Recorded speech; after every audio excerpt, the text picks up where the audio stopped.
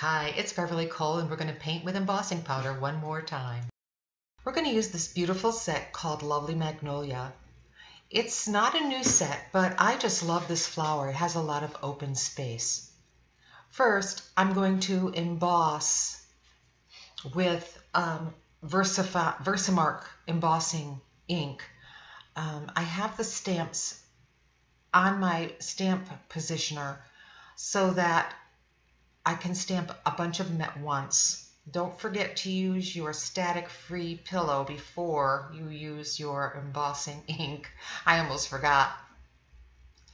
So after I stamp them on one end of the card, I will emboss, and I'm using white spark embossing powder.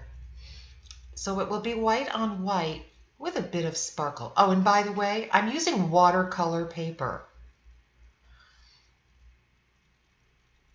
See, the flowers are on the bottom.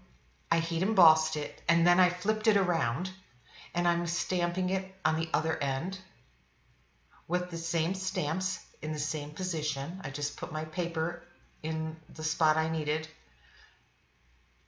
pressing down hard enough to get a good image, and using some more of that white spark embossing powder and heat embossing. And now it's ready for the next step. Now the background that we're going to be painting with embossing powder on is going to be a watercolor background. I'm using Aquaflow markers in a variety of colors on a couple of different techniques in this video. These two here are Indigo Dawn and Red Apple. So I just drop drops of the watercolor from the pen onto the background. And then I spray generously with a misting of water. And it helps the color to move around. Watercolor does move with water because it's water-based, so it just flows all over the paper. Now the watercolor paper can withstand all of the water. That's why we have to use watercolor paper. Now I'm helping the watercolor move around a bit with my water brush. I want to make sure I can see the flowers and the leaves, but I don't want it to look, like I really fussed with it. I want it to look flowy and pretty and kind of natural. Every time you do this, you're going to get a different background. So I am drying it, and notice I put a coffee filter, underneath because there's a lot of water on my glass mat. Now I'm just using my watercolor handle of the watercolor brush to hold the paper down because it does tend to warp when it gets wet, but it does flatten out afterwards. So drying it with the heat tool, because I'm impatient. You could let this dry naturally, but that would take a while. And now I can see where everything is dry and the color has moved and it looks really cool. I added another mist of water because it will give me a little bit of texture from the dots. And then I decided to add one more color. I'll have to look this up. I don't remember which color that is. It's a lighter lavender color, and it's got a little bit more of a warm color to it. So it really did change the vibrancy of the background into more of a muted tone, which is fine. And I'm drawing it. Look at that. Look at that coffee filter. I use those. I save them and I use them in my collages.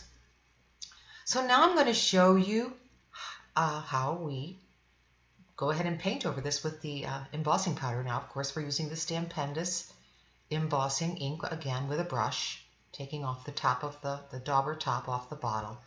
And I'm not really going by the shapes of the flower as much as I'm going into the dark areas of the red, wherever they are. But I'm not overdoing it, just a light little touch here and there. And like I've said in our last couple videos about painting with embossing powder, you really want to be careful how much you put on at one time. You can always add more, but you can't take it away. And you can see in the middle there, before I dump the powder on, that you can see some of the watermarks made by the spray. Although this is a different background because, sorry, but I messed up with my video. I don't know, I deleted part of it or something when I did this on the original card. So I had to redo the card background and redo the video. So it's the same stamp arrangement and the same colors, but every time you do it, it's going to look different. Now I'm adding, that was red apple embossing powder, and now I'm adding Amethyst. And on the first one, you'll notice in the background later when we look at the finished card, I also used Venus Violet embossing powder and Antiquities embossing powder.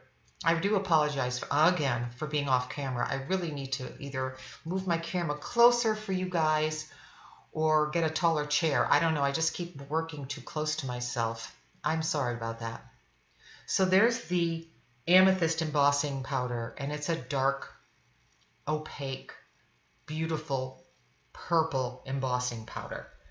And the Venus Violet that I used in the original one is a lighter, like a lavender, like lilac color. Now, I originally was going to use the Antiquities like I did on the first card that you'll see in the finished product, but as I worked on this, I realized, gee, this background really would look prettier with white.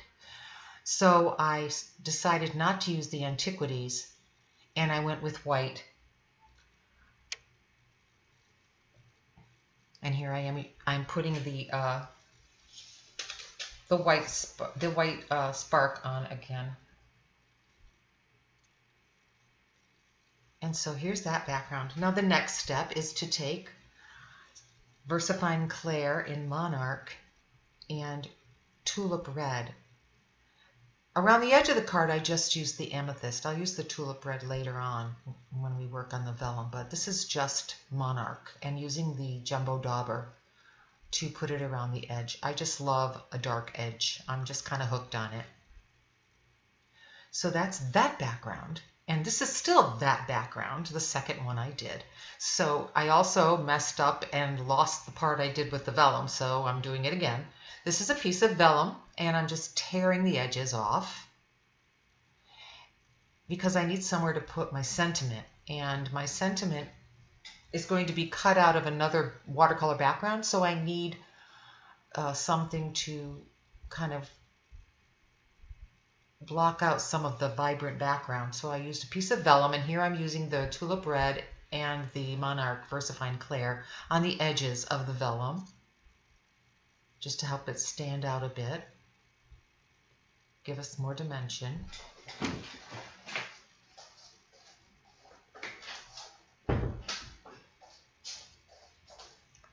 And here I've put the edges around the back of the card with some Terrific tape.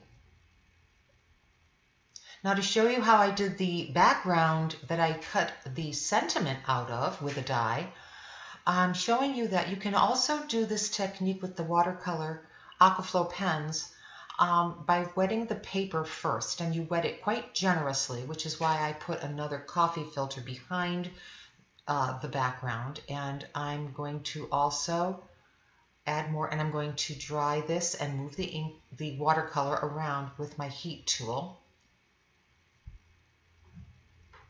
And you can pick it up and move it around,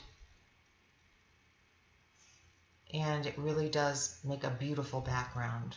But I'm going to use this not as a background, but I'm going to use it as a piece of cardstock that I'm going to cut out my sentiment from.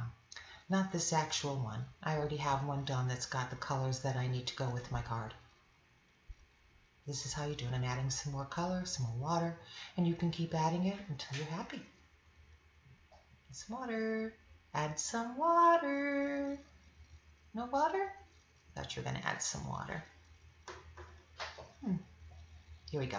More watercolor, more water.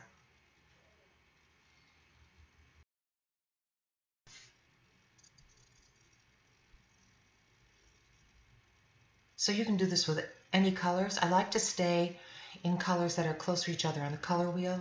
In other words, the colors that make up the color between them, like yellow and red make orange, so I'd use those 3 colors, or blue and red make purple, I'd use those 3 colors, so I don't get mud.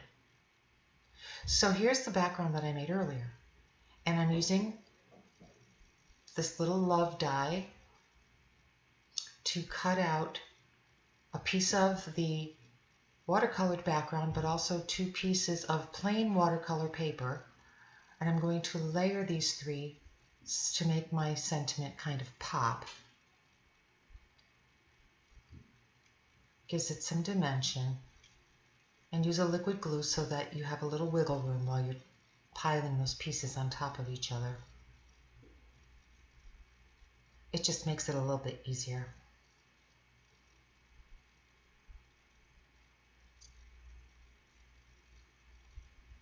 There. So this piece is made from a watercolor background. Now here is the card put together. I put it on a piece of red cardstock, and look at that background, isn't it gorgeous? I mean, it's got so much dimension and color. Now I'm covering the sentiment with some dimensional glue, and I'm thinking, well, maybe I'll just leave it shiny. You know me, I like the shine that dimensional glue gives when it's dry. But I changed my mind, and I added some crystal ice glitter, which is semi-transparent, so the red will show through the glitter.